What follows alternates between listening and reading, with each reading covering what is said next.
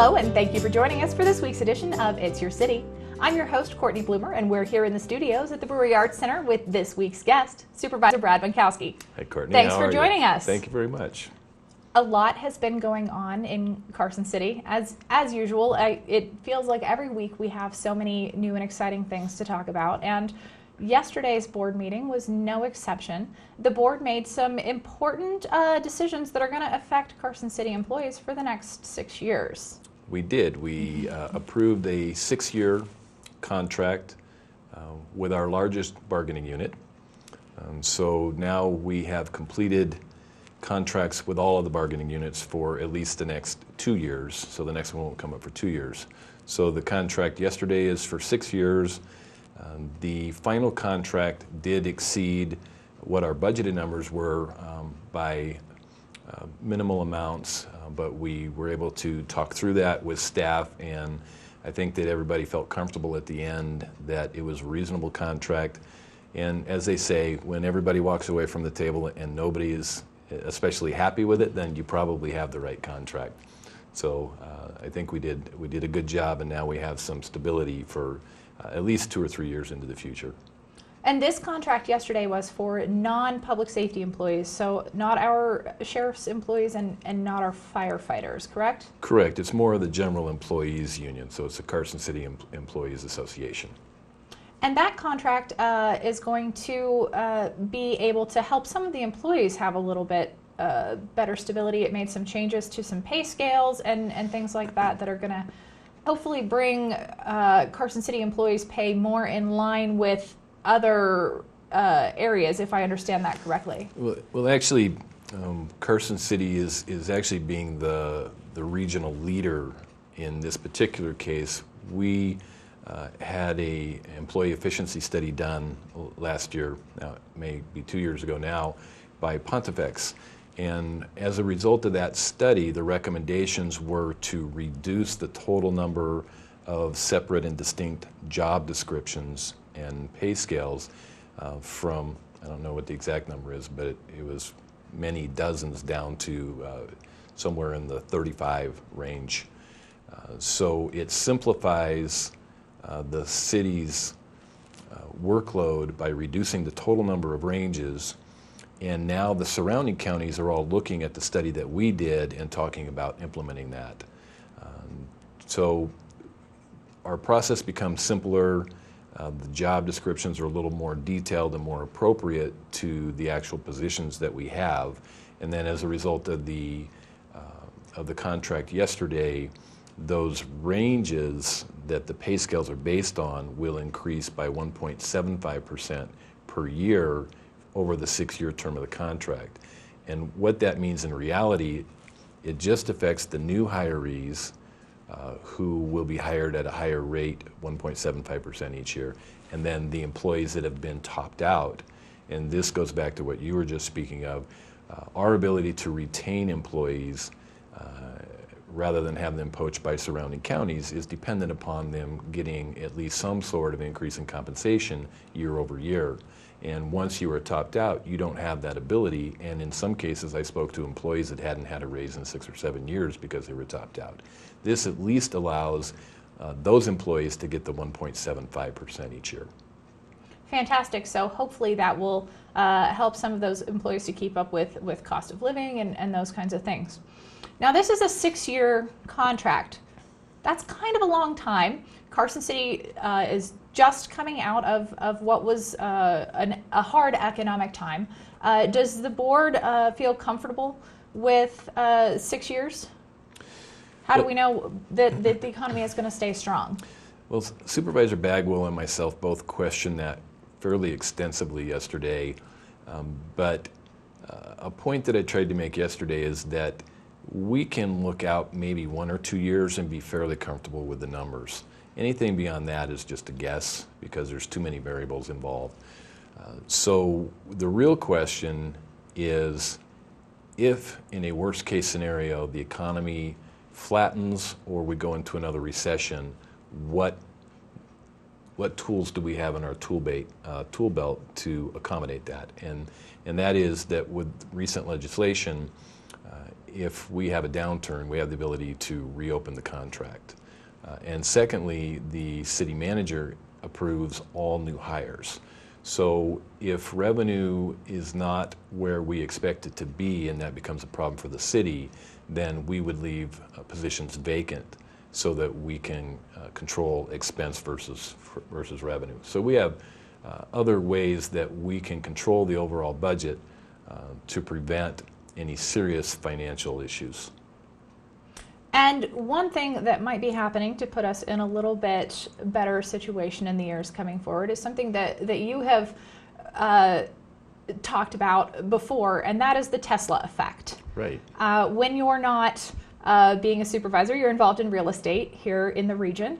And so Tesla moving in might have some big effects on our local economy. Talk about that a little bit. That actually is a question that we get asked almost daily.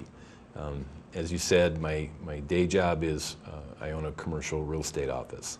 So we work with companies who are looking to relocate here. We work very intimately with the Northern Nevada Development Authority and all the surrounding counties. And everybody wants to know, what is the Tesla effect? What is the effect going to be on Carson City? What's it going to be on the region? And Carson City geographically is probably too far away from Story County for us to have a large impact from Tesla.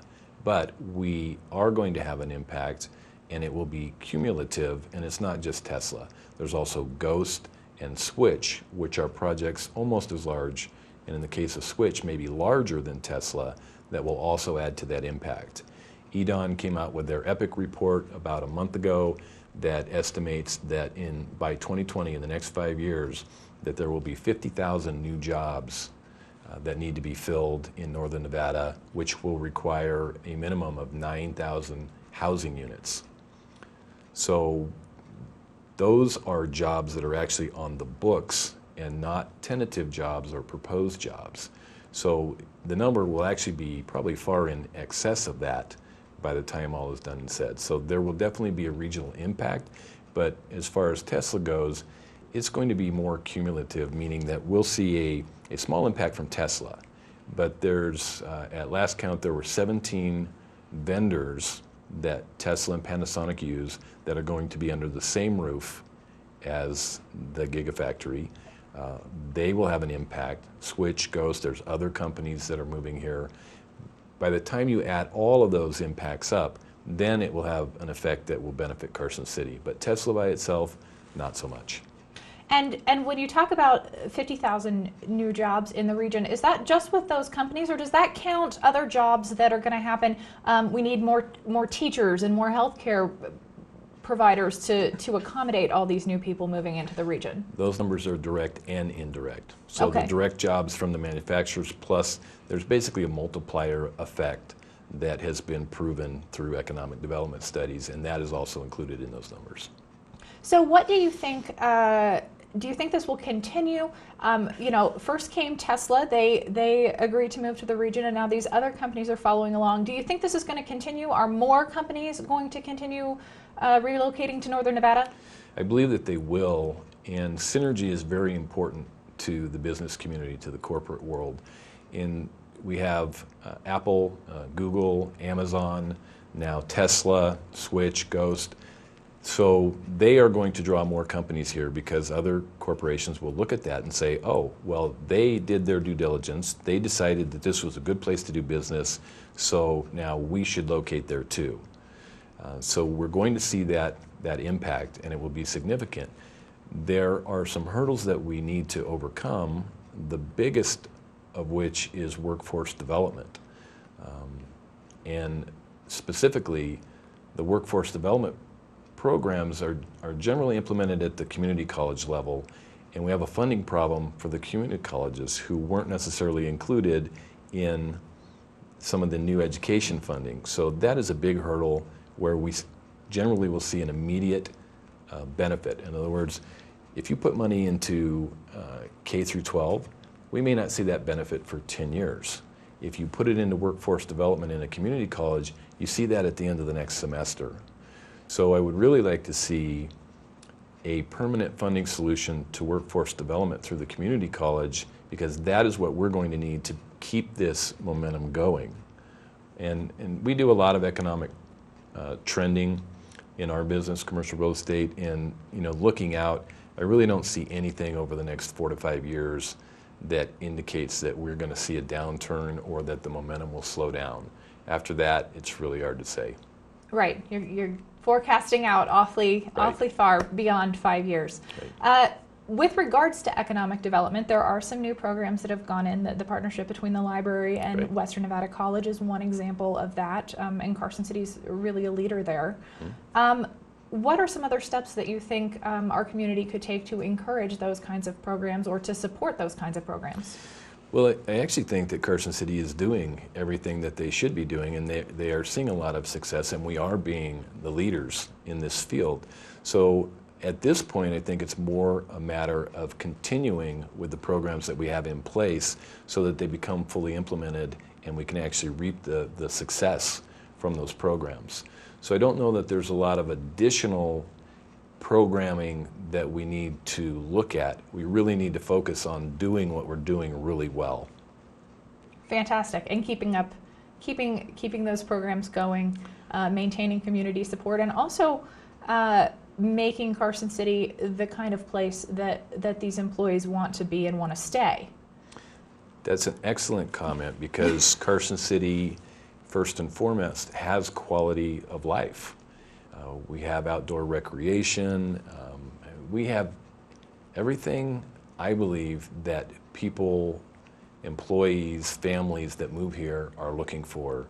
Very little traffic, clean air, outdoor recreation, an excellent school system, besides what the national ratings may say. So we have everything to offer.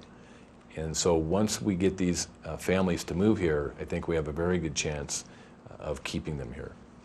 Absolutely. So lots of potential for development here in Carson City, and new housing, new commercial development, looking out over the next few years to make our community even stronger than it is today. There are several housing developments that are in the process of being approved or have been approved. So I think that there's enough housing in the pipeline that we'll see over the next 5 years that will be able to accommodate demand. Commercial development, on the retail side, I think that we have adequate supply. The vacancy rate is still fairly high, so we have buildings here. One area that could be problematic is that we are very short on industrial buildings, and the buildings that we still have on the market, generally it's because they're functionally obsolete or economically obsolete. So when companies look at them, they really don't fit their business model anymore. So we desperately need new industrial development here. We have adequate land.